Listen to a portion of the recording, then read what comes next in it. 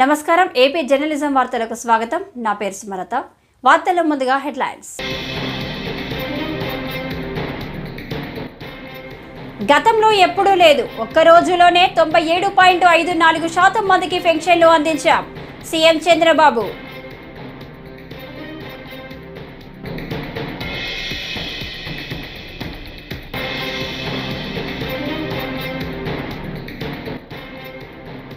హైదరాబాద్లో మరో అంతర్జాతీయ క్రికెట్ స్టేడియం నిర్మిస్తామని తెలంగాణ సీఎం రేవంత్ రెడ్డి ప్రకటించారు.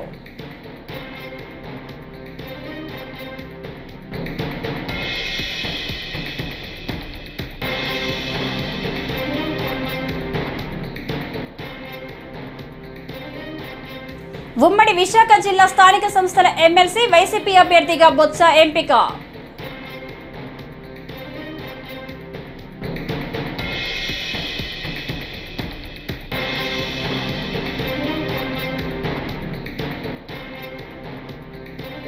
పార్టీలకు అతీతంగా ప్రతి ఒక్కరూ పనిచేసే రాష్ట్రాన్ని కాపాడుకోవాలని శాసనసభాపతి చింతకాయల అయ్యన్న పాత్రుడు.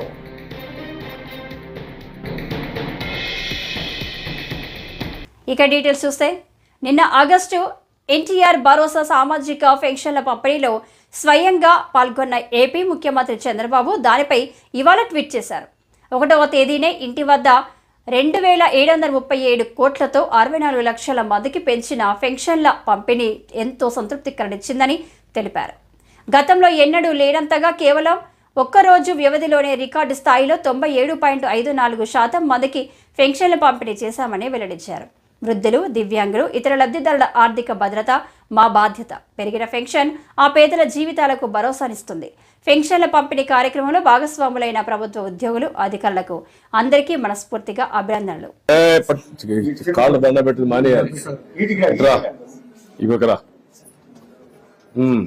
నువ్వేం చేస్తావు? ఏం చదువుకున్నావు నువ్వు? బిఎడ్ చేసావు, ఎంఏ బిఎడ్ చేసావు. నీ భార్య కూడా టీచర్ గా పనిచేస్తుంది. ఎక్కడ? రామ్మా, నువ్వు బిఎస్సీ బిఎడ్ చేసావా? బిఎడ్ కూర్చో. నువ్వు టీచర్ గా పనిచేస్తావు, ప్రైవేట్ స్కూల్ చేస్తావమ్మా. నీ పిల్లలు ఇద్దరా? ఎక్కడ వాళ్ళిద్దరు? రా, నువ్వు పాప, ఇంకొకరు నువ్వమ్మా. ఏం చదువుతావు? ఎక్కడ నువ్వు? ఎక్కడ? Sentence English medium. మీ అమ్మ చదువుకుంది కాబట్టి నేను కూడా చదివిస్తుందా? మీ నాన్న కూడా చదివిస్తున్నా లేదా? ఇద్దరున్నా?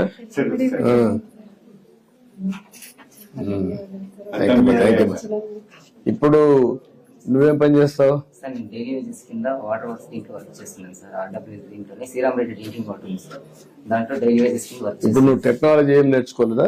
లేదు సార్, ఐటీ టెక్నాలజీ నేర్చుకోలేదు సార్. నువ్వమ్మా?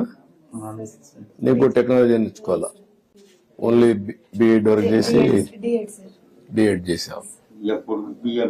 నువ్వు ఏం చదువుకోవాలా? ఎక్కడ ఫస్ట్ ఇయర్?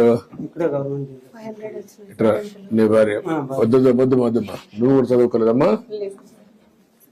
ఇట్రా ఇట్రా ఇట్రా, కాళ్ళు పెట్టుకోడు. చిన్నాడు. కూతురు ఏ ఊరికి ఏ ఊర్లు ఇచ్చావు?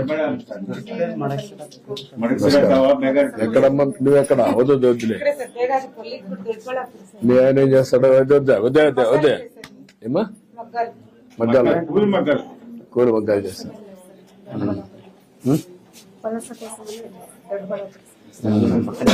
పక్కన ఇప్పుడు బాగా చదువుకున్నారా? ఎన్నో క్లాస్ నువ్వు? నువ్వు intermediate first year. Okay, good. అదే చూశాను మీ ఫ్యామిలీ అంతా కూడా. అంతా మీ దయ సార్. ఇంకా వీళ్ళు కూడా పైకి రావాలి కదా, పైకి రావాలి. హైదరాబాద్లో మరో అంతర్జాతీయ క్రికెట్ స్టేడియం నిర్మిస్తామని తెలంగాణ సీఎం రేవంత్ రెడ్డి ప్రకటించారు. బేగరి కంచెలోని స్కిల్ యూనివర్సిటీకి సమీపంలో ఈ నిర్మాణం చేపడతామని తెలిపారు. దీనిపై బీసీసీఐతో ప్రాథమిక చర్చలు పూర్తి చేశామన్నారు. ఈ మేరకు శాసనసభలో సీఎం మాట్లాడారు. రాష్ట్రంలో క్రీడాకారులను అన్ని విధాలుగా ప్రోత్సహిస్తామని, త్వరలో స్పోర్ట్స్ పాలసీ తీసుకొస్తామని సీఎం రేవంత్ రెడ్డి చెప్పారు. క్రీడాకారులను అంటే ప్రభుత్వ ఉద్యోగము లేకపోతే ఉద్యోగ భద్రత కోసం పెద్ద పెద్ద చదువులు చదవాలని తల్లిదండ్రులు ఏదైతే తాపత్రయపడుతుర్రో పిల్లల్ని పూర్తిగా పుస్తకాలకే అంకితం చేసి అసలు వాళ్ళకి ఎలాంటి క్రీడా అవకాశాలే లేకుంటే తల్లిదండ్రులు పిల్లల మీద ఒత్తిడి తీసుకొచ్చి చదువుకునే విధంగా ఒత్తిడి చేస్తున్నారో ఆటలలో కూడా రాణిస్తే ఉద్యోగాలు వస్తాయి, ఉపాధి వస్తుంది, ఆ కుటుంబానికి గౌరవం పెరుగుతుంది. ఈ విషయం ప్రపంచానికి తెలవడం కోసమే ఈరోజు నిఖత్ జరీన్కి ఆర్థిక సాయం అందించినాం.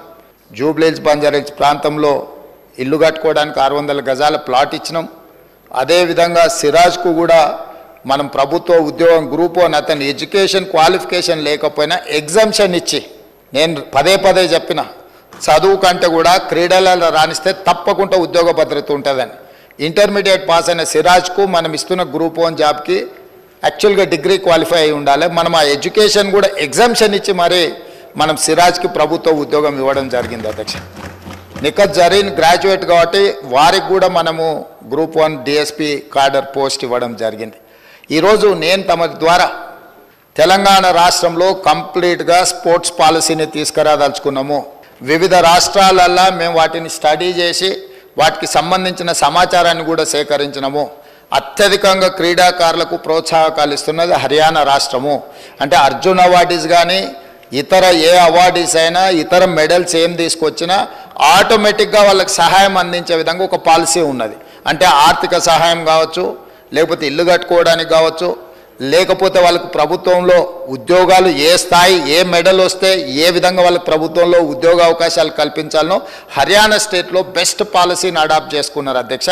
మేము అందుకే ఈరోజు హర్యానా, పంజాబ్ ఇతర ప్రాంతాలలో బాక్సింగ్ రిలేటెడ్ కానీ అదర్ రిలేటెడ్ క్రీడలలో రాణించిన వాళ్ళకి ఏ విధంగా ప్రభుత్వం ప్రోత్సాహకాలు ఇస్తున్నదో వాటన్నిటిని కూడా మేము స్టడీ చేస్తున్నాం.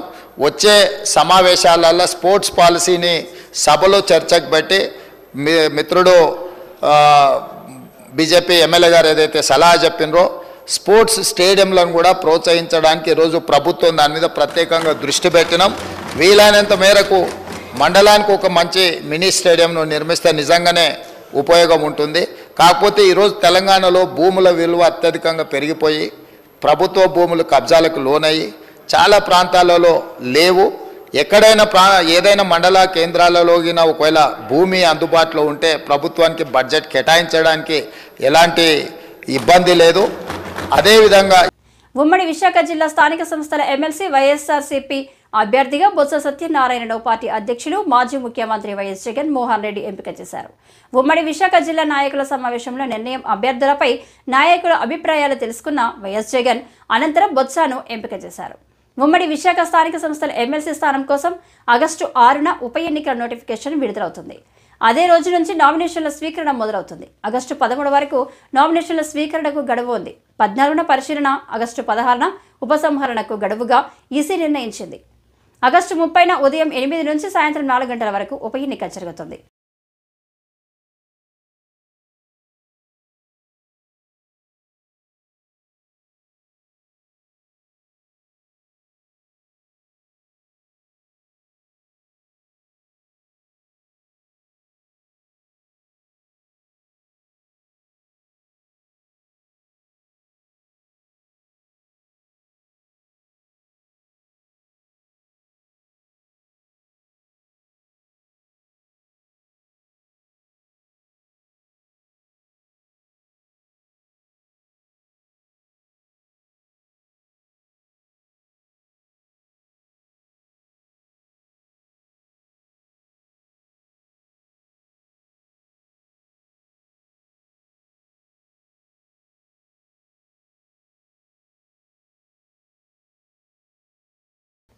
పార్టీలకు అతీతంగా ప్రతి ఒక్కరూ పనిచేసే రాష్ట్రాన్ని కాపాడుకోవాలని శాసనసభాపతి చింతకాయల అయ్యన్న పాత్రుడు అన్నారు. అనపర్తి మండలం రామవరంలో గురువారం జరిగిన మీడియా సమావేశంలో ఆయన మాట్లాడారు. అన్ని పార్టీలు వారు కలిసి రాష్ట్రాన్ని బాగు చేసుకుంటే రాబోయే తరానికి మేలు జరుగుతుందన్నారు. అసెంబ్లీ అంటే అందరి ఎమ్మెల్యేలకు సంబంధించిందని, ఏ ఒక్క పార్టీకి సంబంధించింది కాదని అన్నారు. ప్రతి ఎమ్మెల్యే అసెంబ్లీకి రావాలని కోరారు. నమస్కారం అండి. మరి ఈరోజు మా మిత్రులు గురువు గారు మోలారెడ్డి గారి విగ్రహం ప్రతిష్టాపన సందర్భంగా నేను ఇక్కడ రావడం జరిగింది. ముందే మా తాతలు చెప్పారు, మోలారెడ్డి గారు, నేను, మన మంత్రి గారు చాలా సన్నిహితంగా ఉండేవాళ్ళని. ఆ రోజు ఎన్టీ రామారావు గారి టైంలో ప్రజాస్వామ్య పరిరక్షణ కోసం చెప్పి ఒక ఉద్యమం నడిచింది. ఆ ఉద్యమంలో మేము ముగ్గురం కూడా పాల్గొన్నాం. అంత క్లోజ్గా ఉండేవాళ్ళం మేము. అటువంటి మహా వ్యక్తి కార్యక్రమం రావడం, అధ్యక్షుల బాధ్యతకి రావడం జరిగింది. అంతేకాకుండా రామకృష్ణారెడ్డి గారు ఎమ్మెల్యే సందర్భం కూడా మా గురువు గారి కొడుకు అందరూ కలిసి మళ్ళీ పనిచేసే అవకాశం మాకు రావడం అదృష్టం. ఈరోజు ఇందాక మంచిగా చెప్పారు, సమర్థవంతమైన ప్రభుత్వం ఉంటే కార్యక్రమాలు ఎలా జరుగుతాయి అన్నది ఈ పెన్షన్ కార్యక్రమం. చంద్రబాబు నాయుడు గారు వస్తే పెన్షన్లు కూడా ఇవ్వలేరు అన్న మాటలు మనం విన్నాం కదా గతంలో చాలా సందర్భంలో. మరి గత నెలలో సుమారు 7,000 రూపాయలు మనిషికి ఇచ్చి మనకు ఇంచుమించు 1.5 రోజుల్లో సప్లై చేసాం. ఆ రోజున ఏమన్నారంటే వాలంటీర్లు లేకపోతే సప్లై చేసే అవకాశం లేదన్నారు. వాలంటీర్లు లేకపోతే సప్లై చేసే అవకాశం లేదన్నారు. మేము అంటే 1.5 రోజులు ఆ రోజు కంప్లీట్ చేస్తాం. ఇందాక మినిస్టర్ గారు చెప్పారు మాట. ఇంకా విచిత్రం ఏంటంటే ఈరోజు మరి రెండో నెలలో ఇంచుమించుగా 64 లక్షల మందికి 64,82,000 మందికి పెన్షన్ స్టార్ట్ చేసిన వేళ 4,000 రూపాయలు మనిషికి. ఇప్పటికి టైం ఏంటంటే 9:30 అవుతుంది. 97% అయిపోయింది. మరి ఎవరు చేయలేరు, కష్టం అన్నారు కదా, చాలామంది విమర్శించారు కదా. అంటే నేనేమంటానంటే ఈ సందర్భంలో మీకు ఈ ద్వారా సమర్థమైన పరిపాలన ఉంటే ఇది కార్యక్రమం చేసుకోవచ్చు. నష్టపోయిన రాష్ట్రాన్ని కాపాడు కోసం పార్టీలకు అతీతంగా అందరూ కూడా పనిచేసి ఈ నష్టపోయిన రాష్ట్రాన్ని కాపాడుకోవాల్సిన అవసరం ఉందని చెప్పి నేను భావిస్తున్నాను. ప్రజలందరూ కూడా దీన్ని గమనించాలని కూడా నేను కోరుకుంటున్నాను. పార్టీలకు అతీతం చేయాలి. రాష్ట్రం అందరి రాష్ట్రం, ఇది ఏ ఒక్కటి రాష్ట్రం కాదు, అందరి రాష్ట్రం. కాబట్టి అన్ని పార్టీల వారు కలిసి రాష్ట్రాన్ని బాగు చేసుకుంటే రాబోయే తరం వారికి మేలు జరుగుతుంది. దాన్ని దృష్టిలో పెట్టి నిలవాల్సిన అవసరం ఉందని చెప్పి. సామాజిక మాధ్యమాల్లో వ్యక్తిత్వ హననాలు జరుగుతున్నాయని బారాస నేత కేటీఆర్ అన్నారు. ప్రధాని నుంచి ఎమ్మెల్యేల వరకు వ్యక్తిత్వాన్ని కించపరిచేలా వీడియోలు వస్తున్నాయని తెలిపారు. శాసనసభలో తమ సభ్యులు ఎవరూ వీడియోలు తీయలేదని స్పష్టం చేశారు. భావ వ్యక్తీకరణ స్వేచ్ఛను హరించేలా కొన్ని చట్టాలు వస్తున్నాయని వాటిపై ఆలోచించి నిర్ణయం తీసుకోవాలని కేటీఆర్ సూచించారు. ఈ బిల్లు ఏదైతే ఉందో నేను దాని మీదే నేను స్పష్టంగా చెప్పింది. మా పార్టీ తరఫున ప్రభుత్వం తీసుకొచ్చిన బిల్లును సమర్థిస్తున్నాము, స్వాగతిస్తున్నాము అని చెప్పాను. దాంతోపాటు మరి గౌరవ మంత్రివర్యులు, రవాణా శాఖ మంత్రివర్యులు వారికి ఎందుకు ఆవేశం వచ్చిందో నాకు తెలియదు. కానీ అధ్యక్ష వారికి నేను కాదు, ప్రభాకర్ గారు, నేను దయచేస్తాను, నేను మిమ్మల్ని అనట్లేదు, మీ గురించి ఏమి వేరే విమర్శ కూడా చేయట్లేదు. ఈ బిల్లు విషయంలో నేను చెప్పింది ఏంటంటే ఈ మధ్యన కొన్ని చట్టాలు ఎట్లాంటివి వస్తున్నాయంటే ప్రజల భావ వ్యక్తీకరణ స్వేచ్ఛను కూడా హరించే విధంగా వస్తున్నాయి.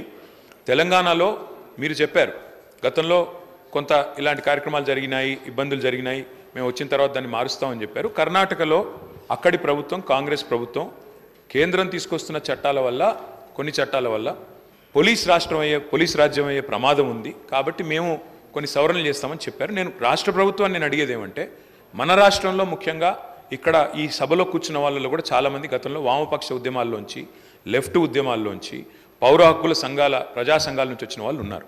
నేను ప్రభుత్వాన్ని అడిగేది ఏమంటే ప్రజల భావ వ్యక్తీకరణ స్వేచ్ఛను హరించే విధంగా కాకుండా మీరు దయచేసి ఈ రకమైన బిల్లులు తెచ్చేటప్పుడు అన్ని రకాలుగా ఆలోచించి తెమ్మని చెప్పాను తప్ప వారు ఇంకొక మాట అన్నారు, అక్కడి నుంచి ఎవరో వీడియోలు తీశారు, ఇంకోటి అన్నారు. మా వైపు నుంచి అలాంటిది ఏం జరగలేదు. ఇక్కడ మొత్తం కెమెరాలు మీ ఆధీనంలో ఉంటాయి, స్పీకర్ గారు, మీ సెక్రటరీ గారి ఆధీనంలో, మీ ఆఫీస్ ఆధీనంలో ఉంటాయి. మీరు మొత్తం చెక్ చేసుకోవచ్చు. అలాంటిది ఏమైనా జరిగిందా, జరిగితే మా సభ్యుల వల్ల జరిగిందా, లేదా ఇక్కడ ఉన్న కెమెరాలు ఆ ఏజెన్సీ ఎవరైతే నడుపుతున్నారో వాళ్ళ వల్ల జరిగిందా, ఏ రకంగా జరిగింది మొత్తం చూసుకోవచ్చు. ఏమైనా చర్య తీసుకోవాలనుకుంటే ప్రభుత్వం చట్టాల పరంగా చట్టబద్ధంగా తీసుకోవచ్చు, మాకు అభ్యంతరం లేదు. కానీ ఇవాళ అధ్యక్ష మీరు సోషల్ మీడియా కనుక చూస్తే దాడి ఒక్కరి మీద జరుగుతలేదు అధ్యక్ష. ప్రధానమంత్రి నుంచి మొదలు పెడితే, ముఖ్యమంత్రుల నుంచి మొదలు పెడితే, మాజీ ముఖ్యమంత్రుల నుంచి మొదలు పెడితే అందరి మీద, ఎమ్మెల్యేల మీద, మంత్రుల మీద, స్పీకర్ల మీద, అందరి మీద వ్యక్తిత్వ హననం చేసే కార్యక్రమాలు అన్ని వైపుల నుంచి జరుగుతున్నాయి. దీనికి ఎవరు అతీతులు కాదు, ఎవరు పునీతులు కాదు అధ్యక్ష. పథకాలు అందించడమే కాదు వాటి ద్వారా అత్యుత్తమ ఫలితాలు సాధించే విధంగా ప్రణాళికలతో పనిచేయాలని మహిళా శిశు సంక్షేమ శాఖ అధికారులకు ముఖ్యమంత్రి నారా చంద్రబాబు నాయుడు సూచించారు.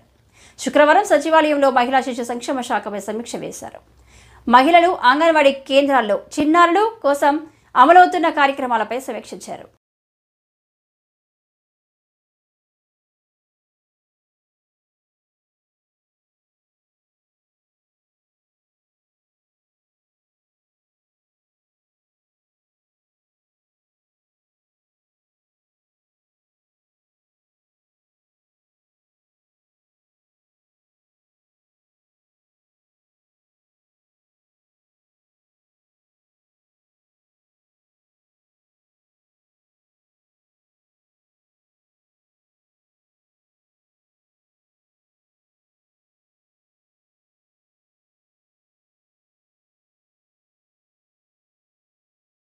తాడిపత్రి మున్సిపల్ చైర్మన్ జేసీ ప్రభాకర్ రెడ్డి 4 రోజుల క్రితం గుండె సమస్యతో బాధపడుతూ ఆసుపత్రిలో చేరారు. అనంతరం ఆయన ఆసుపత్రిలో చికిత్స చేయించుకుని గురువారం ఇంటికి చేరుకున్నారు. తన ఆరోగ్య పరిస్థితి బాగుందని, కార్యకర్తలు ఎవరూ చూడడానికి రావద్దని ఆయన కోరారు. 15 రోజుల పాటు విశ్రాంతి తీసుకోవాలని వైద్యులు సూచించినట్లు ఆయన తెలిపారు. నమస్కారం. తాడిపత్రి ప్రజల ఆశీస్సుల వలన తిరిగి మిమ్మల్ని చూడగలుగుతున్నా. ఎందుకంటే చాలా సీరియస్ అయిపోయింది. మీరు నాకు దేవుళ్ళు, మీ ఆశీస్సుల వల్లనే బాగా బ్రహ్మాండంగా ఉన్నా. ఏమే దయచేసి ఎవరు రావద్దండి. ఎందుకంటే 15 రోజులు ఎక్కువ మాట్లాడకూడదు. రైట్, మీ ప్రేమ ఎప్పుడు ఇట్లే ఉండాలని కోరుకుంటున్నా. రైట్ మా, దయచేసి ఎవరు రావద్దండి. Right, thank you. ఇప్పుడే ఇంటికి వచ్చా. విజయవాడ రామలింగేశ్వర నగర్లో డ్రైనేజీల సమస్యలపై ఎమ్మెల్యే గద్దె రామ్మోహన్ శుక్రవారం పర్యటించారు. ఈ సందర్భంగా మీడియాతో మాట్లాడుతూ రిటైనింగ్ వాల్ నిర్మాణం చేసిన గత వైసీపీ ప్రభుత్వం అందుకు అనుగుణంగా ఏర్పాట్లు చేయకపోవడం వలన ప్రజలు ఇబ్బందులు పడుతున్నారని చెప్పారు. 70 అడుగుల రోడ్డు నిర్మాణంను పట్టించుకోకపోవడం వలన నేడు సమస్యలు ఎదుర్కోవాల్సి వస్తుందన్నారు. రామలింగేశ్వర నగర్లో రిటైనింగ్ వాల్, రక్షణ గోడ రకరకాల పేర్లతో పిలుస్తారు. ఇదొక పెద్ద సంచలనం.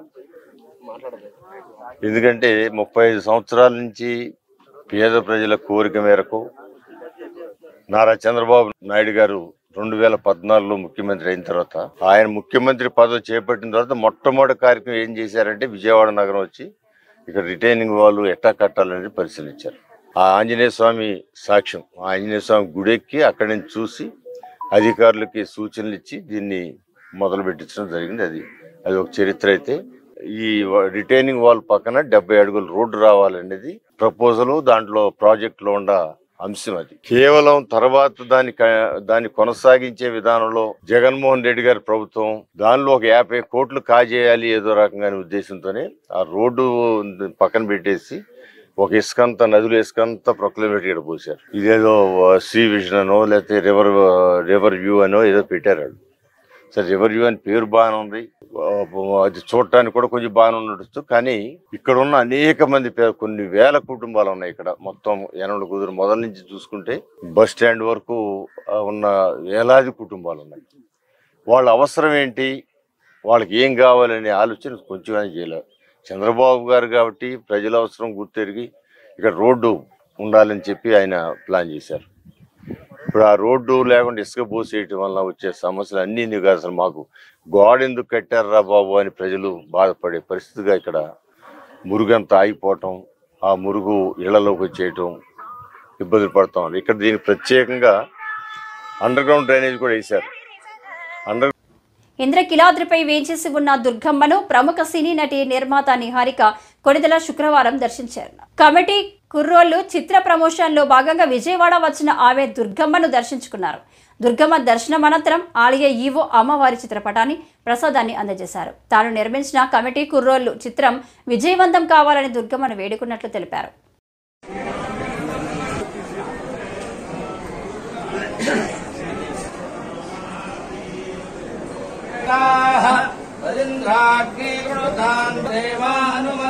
యజ్ఞం పశ్చాత్ नक्षत्राणामधिपत्ने विशाखे श्रेष्ठाविन्द्राग्ने भुवनस्य गोपौ विशोचः शत्रुरपबाधमानौ अपक्षुधन्वदधामरात् ब्रह्मायुरायुर्भवा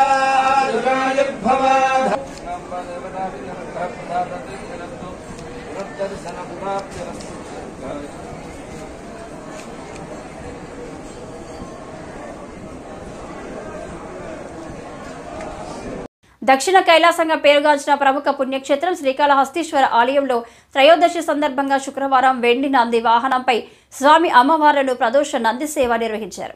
మంగళ వైద్యాలతో మేళతాళాలతో ఆలయ ఆవరణంలో స్వామివారిని ఊరేగించి అనంతరం ధ్వజస్తంభం వద్ద స్వామివారికి అమ్మవారికి దీపధూప నైవేద్యం అఖండ దీపారాధన హారతులు సమర్పించారు. విశేషంగా భక్తులు పాల్గొన్నారు.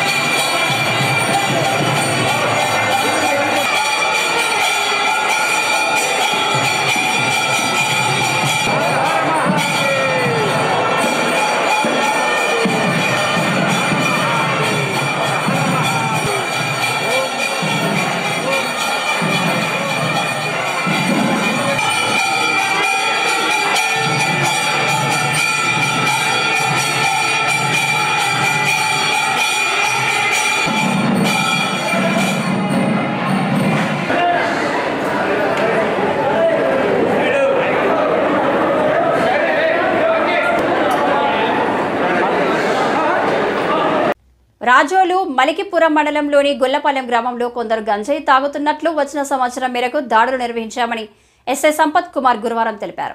మలికిపురం పోలీస్ స్టేషన్ వద్ద ఆయన మీడియాతో మాట్లాడుతూ గంజాయి సేవిస్తున్న 7 యువకులను అదుపులోకి తీసుకున్నామని, ఒక వ్యక్తి పరారయ్యాడని తెలిపారు. వారి నుంచి 700 గ్రాముల గంజాయిని స్వాధీనం చేసుకున్నట్లు తెలిపారు.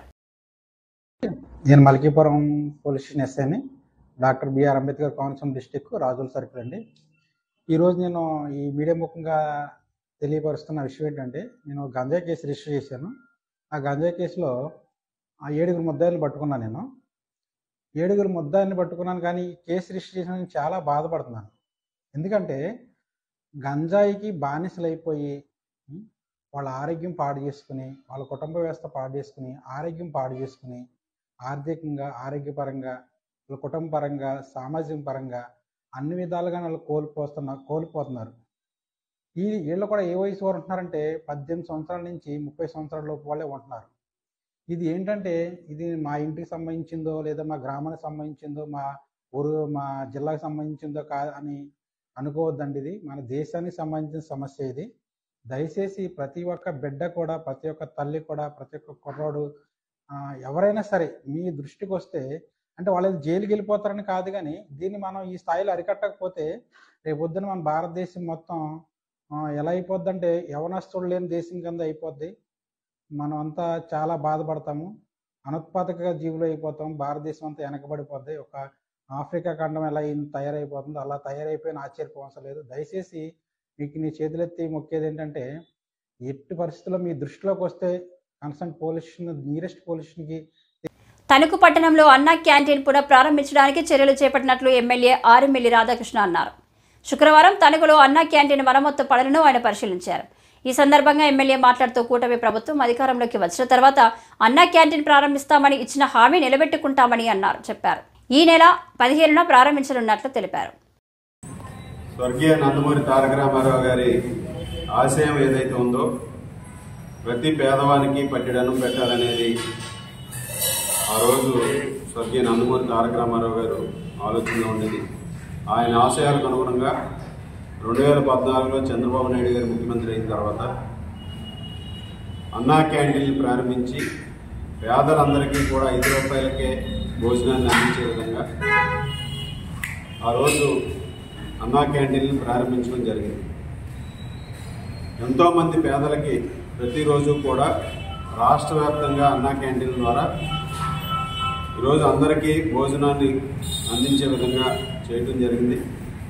కానీ దురదృష్టవశాత్తు 2019లో వచ్చినటువంటి వైఎస్ఆర్ కాంగ్రెస్ పార్టీ ప్రభుత్వం, జగన్మోహన్ రెడ్డి గారు అన్నా క్యాంటీన్ని అర్ధాంతరంగా మూసివేసి పేదలందరికీ కూడా పట్టగొట్టడం జరిగింది. ఈరోజు మరలా చంద్రబాబు నాయుడు గారు అధికారంలోకి వచ్చారు. పేదలందరికీ ఆ రోజు ఏదైతే అన్నా క్యాంటీన్ని రాష్ట్ర వ్యాప్తంగా మూసేశారో ఈరోజు మరలా ప్రతి పేదవానికి కూడా 5 రూపాయలకే భోజనం అందించాలనే ఒక ఆశయంతో చంద్రబాబు నాయుడు గారు ఆగస్టు 15 నుంచి రాష్ట్రంలో 183 అన్నా క్యాంటీన్లు ఒకే రోజు ప్రారంభించడం జరుగుతుంది. దానిలో భాగంగా మన తణుకుపట్నంలో కూడా గతంలో ఉన్నటువంటి అన్నా క్యాంటీన్ని ఈరోజు మరలా ఆగస్టు 15 నుంచి పేద ప్రజలందరికీ అందుబాటులోకి తీసుకురావడం జరుగుతుంది. ఈ అన్నా క్యాంటీన్ ద్వారా ప్రతి పేదవాడి ఆకలి తీర్చే విధంగా కూడా ఈ ప్రభుత్వం ముందుకు వెళ్తుంది. తెలుగుదేశం, జనసేన, బీజేపీ కూటమి ప్రభుత్వం ఎప్పుడూ కూడా పేదల పక్షాన్ని నిలబడుతుంది. ఈరోజు ఇక్కడ తణుకు పట్టణంలో ఉన్నటువంటి అన్నా క్యాంటీన్ బిల్డింగ్ చూసామంటే గత 5 సంవత్సరాలుగాను కూడా దీన్ని పూర్తిగా ప్రకాశం జిల్లా మార్కాపురం సిఐటియు కార్యాలయంలో ఏపీ మధ్యాహ్న భోజన పథకం కార్మికుల యూనియన్ జిల్లా ప్రధాన కార్యదర్శి కల్పన విలేకరుల సమావేశం నిర్వహించారు. ఈ సమావేశంలో ఆమె మాట్లాడుతూ కొండ నాలుకకు మందు ఇస్తే ఉన్న నాలుక ఊడినట్లు మా పరిస్థితి తయారైందని, గత వైసీపీ ప్రభుత్వంలో కన్నా కూటమి ప్రభుత్వంలోనే రాజకీయ వేధింపులు ఎక్కువయ్యాయని స్కీమ్ వర్కర్లు ఆవేదన వ్యక్తం చేస్తున్నట్లు తెలిపారు. కార్మికులందరినీ తొలగిస్తా ఉన్నారు. మా ప్రభుత్వం వచ్చింది, మీరు అందరూ ఇంటికి వెళ్ళిపోవాలని చెప్పి అందరి చేత మీరు సొంతంగా సంతకాలు పెట్టండి, మాకు ఆరోగ్యం బాగాలేదు అందుకని మేమే మానేస్తున్నామని చెప్పి బలవంతంగా సంతకాలు పెట్టిస్తూ ఉన్నారు. ఇది మానుకోవాలని చెప్పి మేము చెప్తా ఉన్నాం. ఈపాటికే మేము కలెక్టర్ గారు అట్లానే డిఈఓ గారు కిందికి ఎంఈఓలకి అట్లానే హెచ్ఎంల గారికి లెటర్లు పంపించారు. 94 జీవో ప్రకారం ఎవరిని కూడా తొలగించే రైట్స్ లేవు. స్టాండింగ్ కమిటీ ఆర్డర్స్ ప్రకారం 2002లో standing committee orders principal secretary పంపించారు కిందికి. వాటి ప్రకారం మిడ్ డే మీల్ వర్కర్లను ఎవరిలోకి తొలగించకూడదని చెప్పి దాంట్లో మెన్షన్ చేస్తూ కిందికి లెటర్లు పంపించారు. అయినా కూడా కింది స్థాయిలో ఎంఈఓలు మాకు ఒత్తిడి, ఎమ్మెల్యేల నుంచి రాజకీయ నాయకుల నుండి మాకు ఒత్తిళ్ళు ఉన్నాయి, అందుకని మీరు అందరు తొలగిపోండి, మీరు స్వతంత్రంగా వెళ్ళిపోండి, మా వాళ్ళు వండుకుంటారు అని చెప్పి బలవంతంగా స్కూల్లో నుంచి పంపించే పని ఈరోజు చేస్తూ ఉన్నారు. ఈరోజు ఆర్డీఓ గారిని కలవడం జరిగింది. ఆర్డీఓ గారు మిమ్మల్ని తొలగించము మీరే వెళ్ళి వండుకోండి అని చెప్పారు. అయినా కూడా వీళ్ళని భయపించే పని గ్రామాల్లో చేస్తూ ఉన్నారు. ఆ రోజు చెప్పారు ఎలక్షన్ ముందర, సైకో ఉన్నాడు, సైకో పోయి సైకిల్ రావాలి అప్పుడు అందరికీ మంచి జరిగిద్దని చెప్పి ఆ రోజు పెద్ద ఎత్తున ప్రచారం చేశారు. ఈరోజు మేము అడుగుతా ఉన్నాం, ఈరోజు మీరు చేస్తున్న పని ఏంటి? మీరు సైకోలాగా ఈ వార్తలు ఇంతటితో సమాప్తం. నమస్కారం.